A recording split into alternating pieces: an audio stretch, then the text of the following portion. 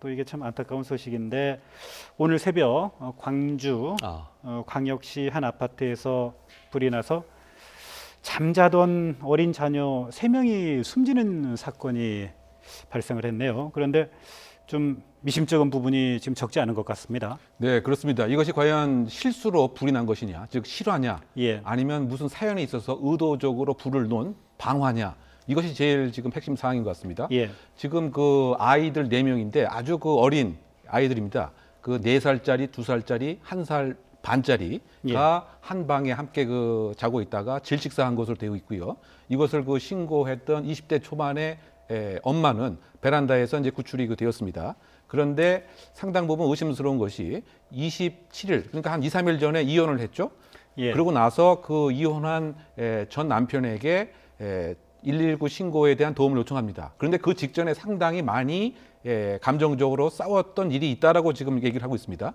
근데 그런 그 측면에서 봤을 때 무엇인가 이 전 남편 간의 그 갈등 상황이 이 아이들에 대한 감정의 뭐 전이가 이루어져서 일부러 불을 놓았을 가능성은 있는 것은 아니냐, 이런 의심스러운 상황인 것이고요. 근데 그 본인 자체는 술을 많이 먹어서 만취를 해서 내가 담배를 피다가 또는 라면을 끓여 먹으려고 하다가 실수로 불이 난 것 같다라고 지금 일치되지 않은 진술을 내놓고 있는 이런 그 상황이기 때문에 과연 실체적 진실은 무엇인가에 있어서 오전에 현장 감식이 이루어졌고요. 좀 더 그 정밀 그 감식을 통해서 실화점, 그 방화점 어디에서 불이 생겼는가 이것을 찾는 데부터 수사가 시작되지 않을까 생각됩니다. 그러니까 어머니가 처음에는 경찰에 가스레인지에서 라면을 끓이다가 그게 불로 번진 것 같다 이렇게 진술을 했지만 또 실제 가스레인지를 보니까 멀쩡했죠. 불을 켠 흔적이 없으니까요. 경찰이 추궁을 하니까 이번에는 담배를 피웠는데 그 담배꽁초를 기억나지 않는다. 어디다 어떻게 처리했는지 기억나지 않는다라고 얘기를 했죠. 이건 뭐 완전히 뻔한 거짓말을 한 겁니다. 처음에 생각을 해보세요. 라면물을 끓이려고 올려놓고 가스레인지를 켰는데 작은 방 아이들 방에 들어갔다가 깜빡 잠이 들었다. 그래서 불이 났다. 이렇게 진술한 거예요. 이건 굉장히 기억력이 또렷한 진술입니다. 라면물 올린 것까지는 기억이 나고 그다음에 자신은 잠이 들었는데 깨보니까 불이 나 있더라는 거예요. 근데 이게 왜 문제가 거짓말이 되냐면 발화 지점이 아이들 방으로 지금 경찰은 추정하고 있습니다. 감식 결과.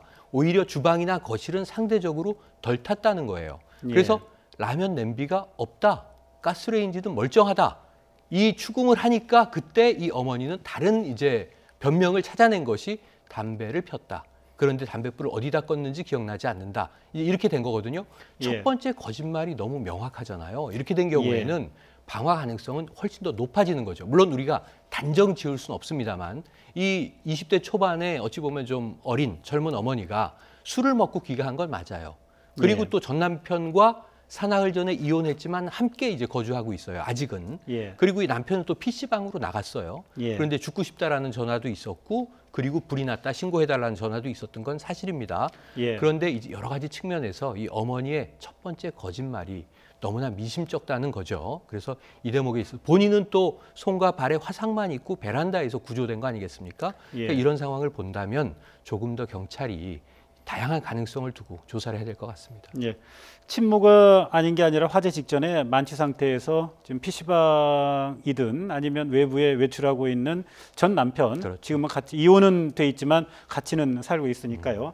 전 남편에게 전화를 걸어서 뭐 죽고 싶다 이렇게 이야기를 했다고 하더군요. 그러다 보니까 그것이 하나의 그 방화의 단초가 된 것은 아니냐 이런 추정을 하는 것이죠. 그러니까 지금 20대 그 초반의 그 부부들입니다. 그런데 그 아이가 그 3명이나 있고 어쨌든 이혼한 지 3, 4일 뿐이 안 된 것이죠. 그러니까 정서적으로 상당히 그 불안한 상태에서 일정한 그 가해 행위를 남편이 아니고 혹시 아이들로 대치해서 했을 가능성 같은 것을 우리가 상상해 볼 수 있는 것입니다. 우리가 방화라고 또는 그 불을 놓는다고 하는 심적인 가장 큰 의미는 복수라고 우리가 통상을 표현하는데 과연 이제 그럴 가능성이 상당히 노고한 것은 아니냐 또는 이타적 살해라고 지금 그 아이들 3명이 있는데 20대 초반으로서 앞으로 생을 어떻게 살아가야 되겠느냐 그래서 아이도 살해하고 나도 혹시 예를 들면 자살을 하려고 하는 이와 같은 마음을 가졌을 가능성도 분명히 있습니다.